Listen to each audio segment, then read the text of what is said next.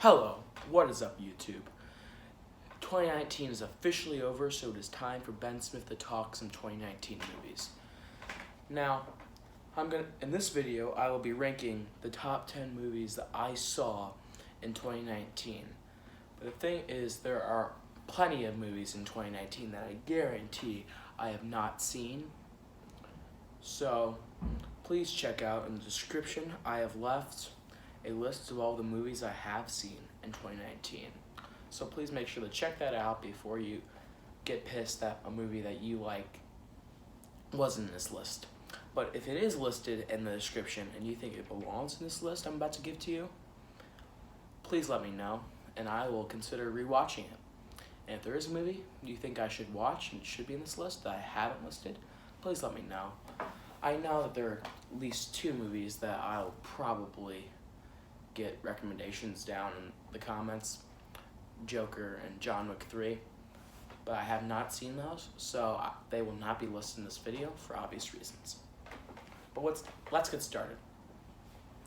Number 10 is Fast and Furious presents Hobbs and Shaw. Now, this movie was very entertaining overall. It was the first spin-off of the Fast and Furious franchise. It had Hobbs and Shaw, obviously as listed in the title, but The Rock and Jason Statham's characters. And we know from past movies in the Fast and Furious franchise that they don't necessarily get along. And we got to see them bond throughout this movie, and we got to see both of them's family, which was interesting way to put it. And we had Idris Elba playing the main villain of the movie, and the whole movie had to do with a virus and stuff that would kill people, and Idris Elba was a super soldier, and it wasn't really the best movie, but I still think it does belong on this list. This movie is something that many people would call a Taco Bell movie. It's good, but it's not exactly the best.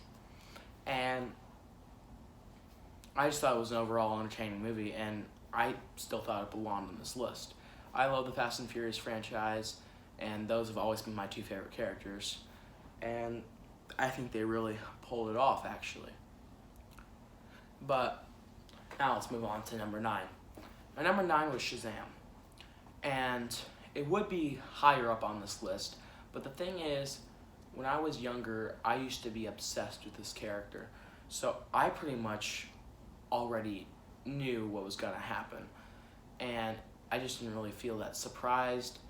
And it was very entertaining though.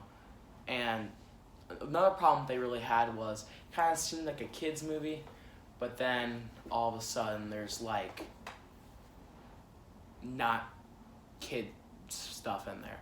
So it's like they're targeting kids, but it belongs PG-13.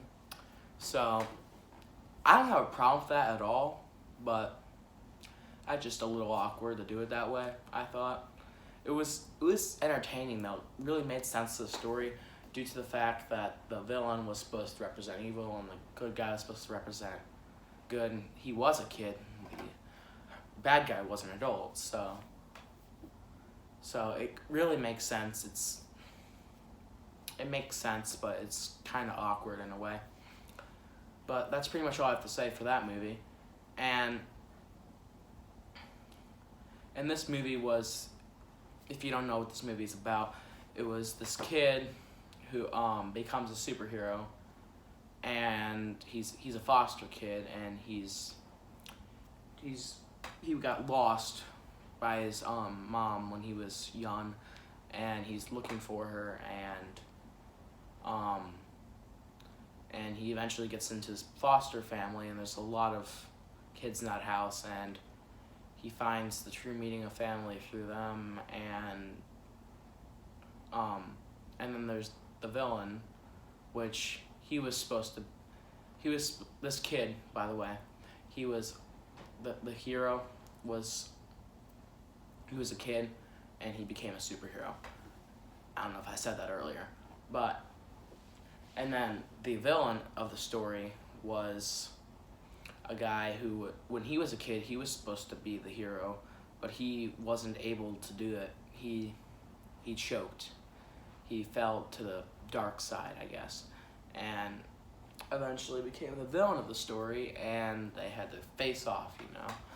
And it was just overall entertaining, and I'd recommend it to anyone. But like I said earlier, it was mistargeted in many ways. But then my number 8 pick would be Glass. Glass was a very different take on a superhero movie, as we already pretty much knew that was coming with, this is the third of the series. There was Unbreakable, and there was Split, and then there was Glass. I had to rewatch Unbreakable, I remember, right before I saw Glass, because I was like, I haven't seen that movie in a long time, so make sure to rewatch it. But of course, it starred 3 different characters. They were in kind of mental institution because they were trying to be told that they're not superheroes or supervillains, not super beings. But one, he had split personalities. That was played by James McAvoy. One was Unbreakable, and he was played by Bruce Willis. And one was as breakable as Glass, but he was a genius. He was the mastermind behind the whole thing. He was played by Samuel L. Jackson. And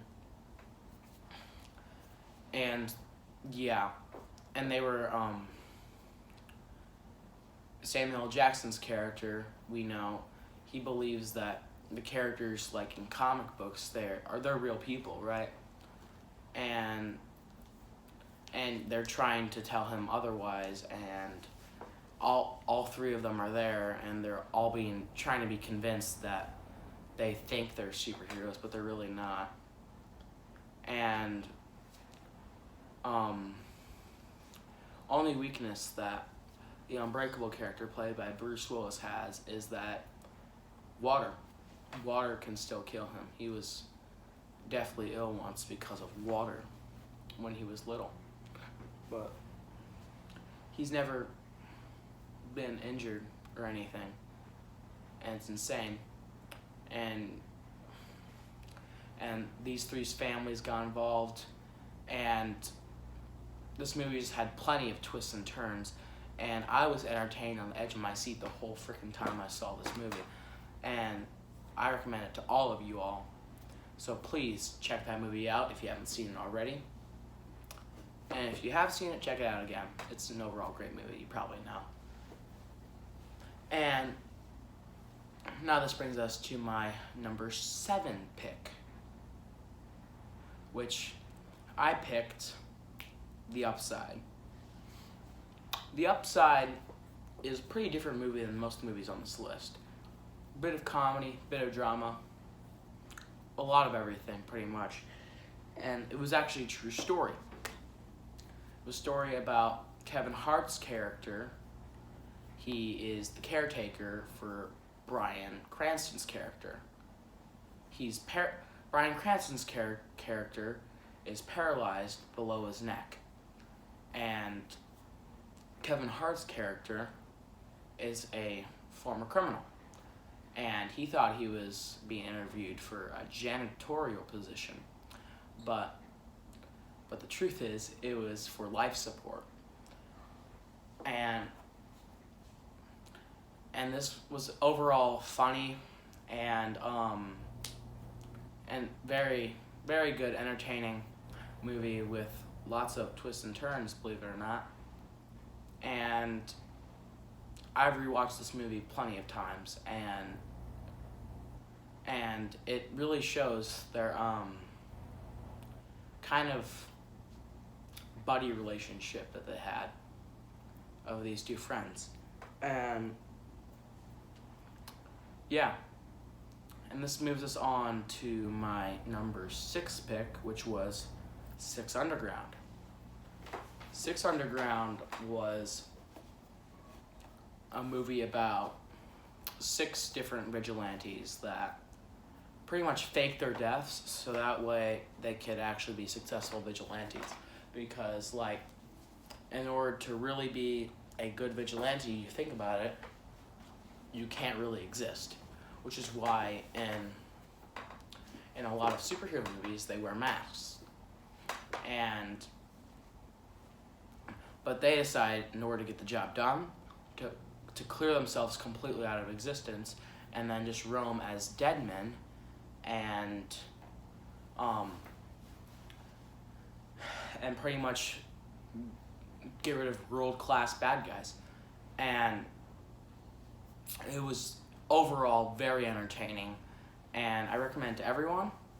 And all of the vigilantes, they all have very good explained, not fully explained, but good, well explained backstories. There was a driver, a former billionaire, a hitman, a CIA person, a doctor, a sniper, and a Skywalker. Not like in Star Wars Skywalker, but like does parkour and stuff. And they all worked very well together, regardless of like some of the rules that the team had. They still worked together as friends, even though some rules that they had kind of made it not like make them not be friends, just be mission, but they still ended up being friends, and it was very, very interesting. And I was very surprised by this movie, actually, because this movie is a Netflix movie. I don't expect Netflix movies to be that good, but it managed to be really, really good. And so did some other movies that came out this year on Netflix, like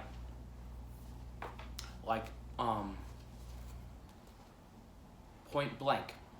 That was a movie I saw on Netflix this year. Also really good.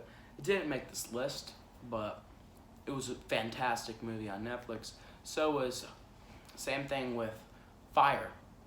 I think it was called Fyre, the Greatest Party That Never Happened. I think that was the full name of the movie. But that was also really good. It was a documentary, but it was still really good. And that really surprised me because I'm not usually into documentary type movies. But this one was, and I very much enjoyed it. Well, moving on, my number 5 pick will be a movie that came out very recently, actually. It's Jumanji: The Next Level. This is, of course, the 3rd movie of the Jumanji franchise. And we got to see many of the same faces that we saw in the last film come back, plus some more faces, like Danny Glover and Danny DeVito, believe it or not. And we just saw basically, I don't really get that much into it because the movie just came out, but I'm going to talk a little bit about it. It was a completely different thing that they were doing. It was, like, as they say, like the next level. They went back into the game, but they had to do completely different things and stuff that they did not think that they thought they were going to be doing the same thing again, but they were doing completely different things because in the last film we saw Jumanji get broken, so it was damaged, so now everything is weird. And now we had inside of the Rock's body we had Danny DeVito. Inside of Kevin Hart's body we had Danny Glover. Not Danny Glover. Wait, is it Danny Glover? Yeah, Danny Glover, I think. If I'm wrong on that, if it's not Danny Glover, let me know. Someone let me know. I'm pretty sure it is Danny Glover is his name. And well, we had Danny Glover and Kevin Hart's body, and we had inside of Karen Gillian's body we had the same chick from the last movie. And inside of Jack Black's body, we had the character Fridge from the last movie. And it was very funny, action-packed adventure film. And even though it kind of just seems like the same thing as the last movie with new characters, it's really not. It's very different, and you'll be really surprised when you go see it, and if you haven't already. And I was very entertained. I personally do think that Jumanji Welcome to the Jungle is better than Jumanji The Next Level, but Jumanji Next Level is still better than the first Jumanji film, in my opinion. And that's pretty much all I have to say about that movie. I don't really want to get that much into it, like I said. But next film on my list is number 4. And my number 4 pick was Knives Out. This movie really surprised me. I did not really know what I was going into when I saw this movie. I was not really paying attention to the trailers in this movie. I was just invited to go with some friends, and I went to see it, and I was very entertained by the whole movie. There was, if you like crime movies, you'll love this movie. If you love mystery films, you'll love this movie. If you love comedy films, you'll love this movie. And if you love adventure films even, you'll love this movie. There was a little bit of everything in this movie. I was constantly laughing the whole time. It was pure comedy, but it was a very, very good drama film and a very good mystery film, and it was almost adventurous in a way, and I was laughing the whole time, and they really pulled it off to have a little bit of every single genre in one movie. And I was extremely surprised because, like I said, I didn't really know what this movie was, and it ended up being number 4 on this list. So that should tell you something. So please check it out if you haven't done it yet, because this is actually fantastic of a movie, but it's not quite making my top 3. But which brings us to our top 3, and my number 3 pick would have to be Avengers Endgame. Avengers Endgame was set up for 11 years with the MCU. And the MCU started with Iron Man, and it went all the way to Captain Marvel, and now we had this movie. And that's over 20 films.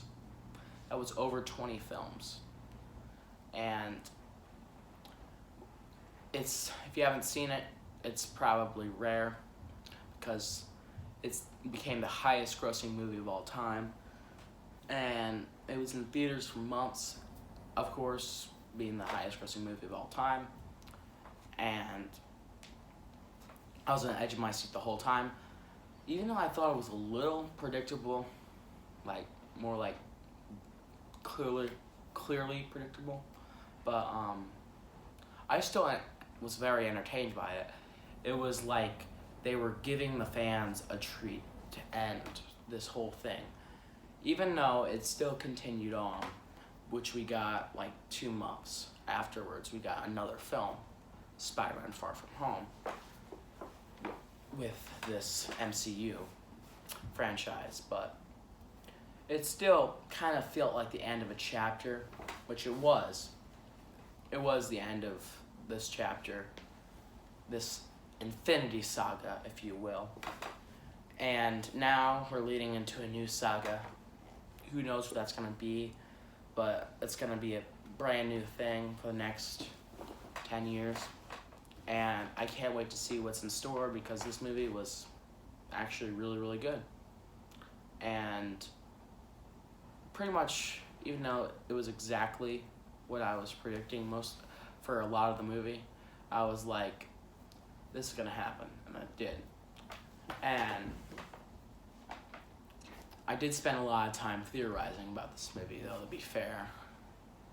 So, you might not have predicted the outcome of this movie, but yeah, if you haven't seen it, there's a lot of stuff that happens in this movie, a lot of big stuff, and it was just really cool.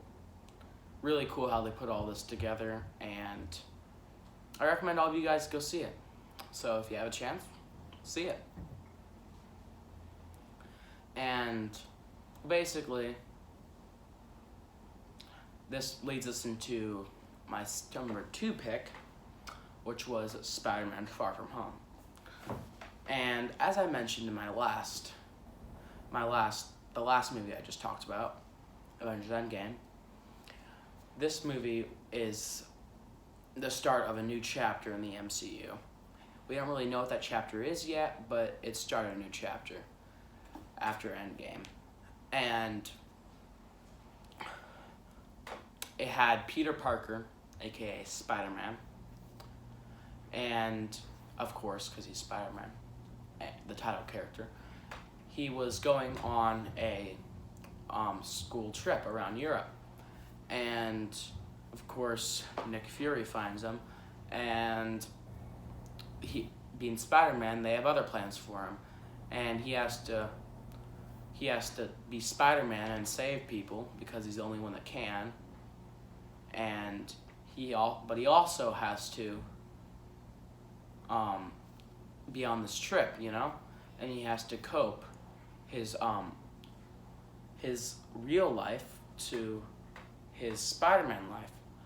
And it's kind of, if you think about it, like, we can all somehow relate to Peter Parker in this movie, and that's why I really liked it, because it was just extremely relatable the whole time and very entertaining. And I would recommend it for anyone because everyone can relate to it in a way. And the order of events was very well put together, I thought, too. And I just really want everyone to see this movie because it was very good, actually. A lot better than I expected. I did not expect this to be better than Endgame, but it definitely was. In my opinion, it was definitely better than Endgame. Even though it's only the one right before it, it was definitely better because there's a huge gap in there, but there's no movies to fill in that gap, though. But this was much better. I was genuinely surprised this was better than Endgame. But now, we are going to my number 1 pick.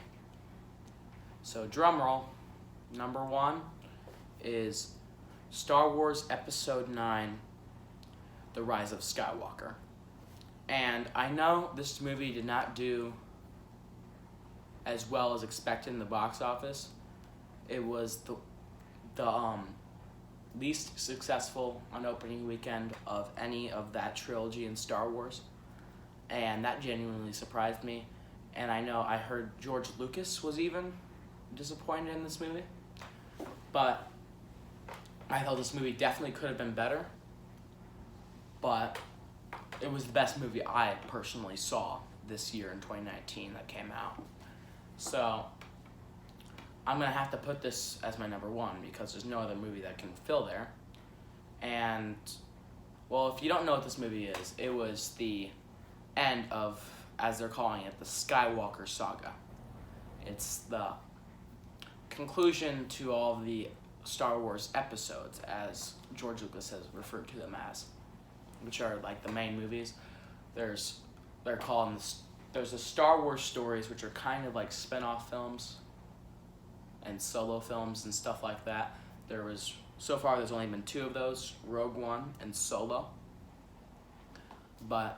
And then there's the main movies, which are the episodes. And this is supposed to be the end, which it might not be the actual end. There might be more episodes to come. But as of right now, this is what they're calling the end of the Skywalker saga. And I think they really did a good job.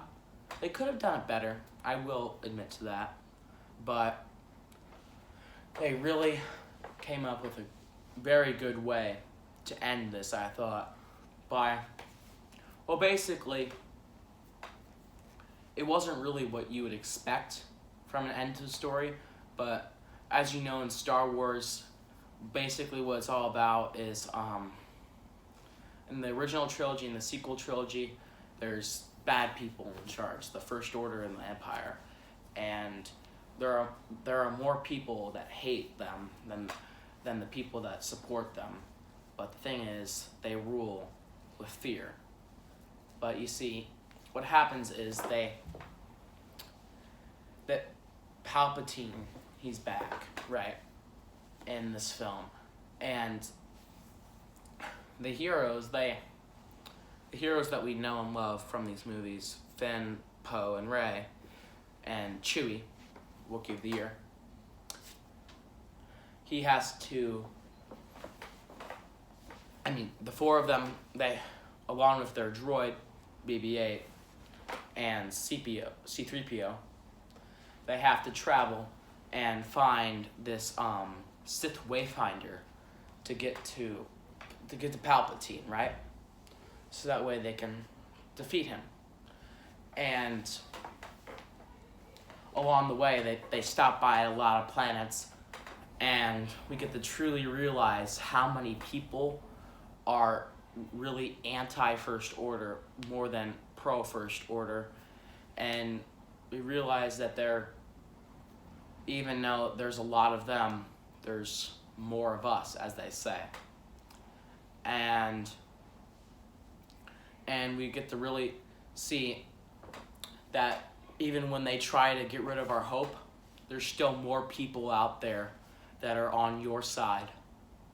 And there's always more hope, because Star Wars is a story of hope. Every single movie in Star Wars has been about hope and sacrifice.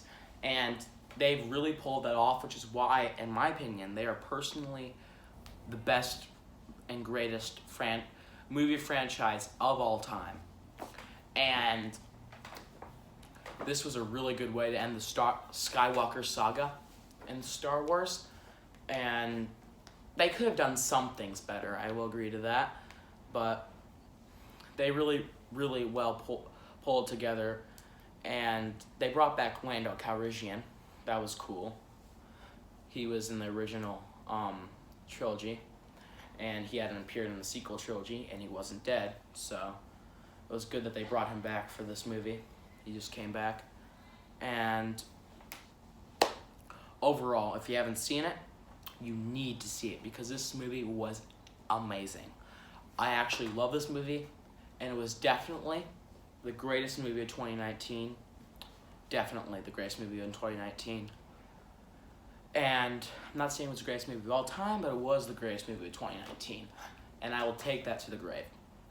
And definitely see this movie, because this was a fantastic way to end the Skywalker saga. Okay. And that's all I have to say about that. But thank you all for watching. Please make sure to check my description below if you think that there was something that should have been in this list but wasn't. And also, with 2019 being the end of the decade, let me know in the comments if you want me to do top 10 movies of the decade video, or even top 20. I don't really care. Just tell me if you want me to do something like that. And also, I recently got a chance to check out Star Wars Galaxy's Edge. Let me know if you want me to make a video reviewing that. And now, thank you all. Good day. Please subscribe and like this video.